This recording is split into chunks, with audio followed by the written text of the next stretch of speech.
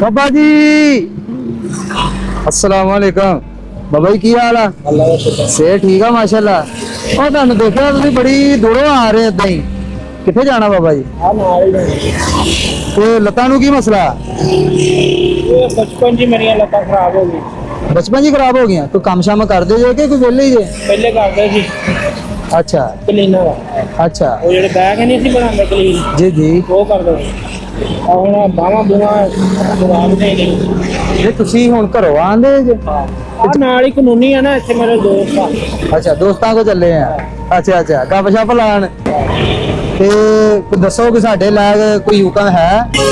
ਪੰਜ ਧੀਆਂ ਦੇਖੋ बेटा कोई नहीं, ਰੱਬ ਨੇ ਦਿੱਤਾ ਹੀ पंज ਧੀਆਂ ही आ बाबा जी। ਹੁਣ ਮਤਲਬ ਕੋਈ ਕੀ ਮਹੀਨੇ ਦੀ ਕੀ ਆਮਦਨੀ ਆ, ਕਿੱਥੋਂ ਆ ਰਹੇ ਪੈਸੇ, ਕਿੱਦਾਂ ਨਿਜ਼ਾਮ ਚੱਲ ਰਿਹਾ? ਹੁਣ ਮੈਂ ਜਾ ਰਿਹਾ ਨਾ ਉੱਥੇ, ਹਾਂਜੀ ਉੱਥੇ ਯਾਰ ਦੋਸਤ ਹੈਗੇ ਆ, ਕਾਨੂੰਨੀ ਵਾਲੇ ਹੈਗੇ ਆ, ਹਾਂਜੀ, ਹਾਂਜੀ। ਇਹ ਮਦਦ ਕਰ ਦਿੰਦੇ ਆ। ਅੱਛਾ ਅੱਛਾ ਅੱਛਾ, ਇਹ ਮਦਦ ਕਰ ਰਹੇ ਤੇ ਰਾਸ਼ਨ ਪਾਣੀ ਆਏ ਨਾ ਮਾਸ਼ਾਅੱਲਾ ਮਹੀਨੇ ਦਾ ਘਰ ਦਾ?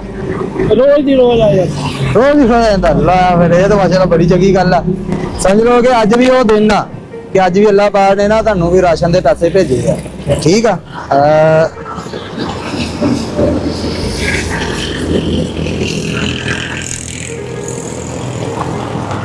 ਬਾਬਾ ਜੀ ਇਹਨੂੰ ਨਾ ਜੇਬ 'ਚ ਪਾਓ। ਇਹ ਪੈਸੇ ਆ, ਅੱਜ ਕਿਦੋਂ ਵੀ ਘਰ ਜਾਣ ਲੱਗਿਆ ਜਾਂ ਘਰ ਜਾ ਕੇ ਤੁਸੀਂ ਇਹਨਾਂ ਦਾ ਜੋ ਤੁਹਾਡਾ ਦਿਲ ਕਰਦਾ ਨਾ ਤੁਸੀਂ ਉਹ ਲੈ ਆਣਾ। ਬੜੀ ਠੀਕ ਆ। ਮਿਹਰਬਾਨੀ। ਕੋਈ ਰਾਸ਼ਨ ਲੈ ਆਣਾ, ਕੋਈ ਜੁੱਤੀ ਕਪੜਾ ਲੈ ਆਣਾ, ਆਪਣੀਆਂ ਜਿਹੜੀਆਂ ਸਾਡੀਆਂ ਭੈਣਾਂ ਵਾ ਉਹਨਾਂ ਵਾਸਤੇ ਕੋਈ ਸ਼ੈ ਲੈ ਆਣਾ। ਮਤਲਬ ਘਰ ਦੀ ਜਿਹੜੀ ਵੀ ਸ਼ੈ ਦੀ ਜ਼ਰੂਰਤ ਹੋਈ ਨਾ ਉਹ ਤੁਸੀਂ ਲੈਣੀ ਇਹਦੇ। ਠੀਕ ਆ ਬਾਬਾ ਜੀ, ਖੁਸ਼ ਹੋ ਰਾਜ਼ੀ ਹੋ। ਜੇ ਤੁਸੀਂ ਕਹਿੰਦੇ ਆ ਤੇ ਮੈਂ ਤੁਹਾਨੂੰ ਛੱਡ ਆਵਾਂ? ਨਹੀਂ ਆ ਨਾਲ ਤਾਂ ਨਾਲ ਹੀ ਆ ਗਿਆ। ਚਲੋ।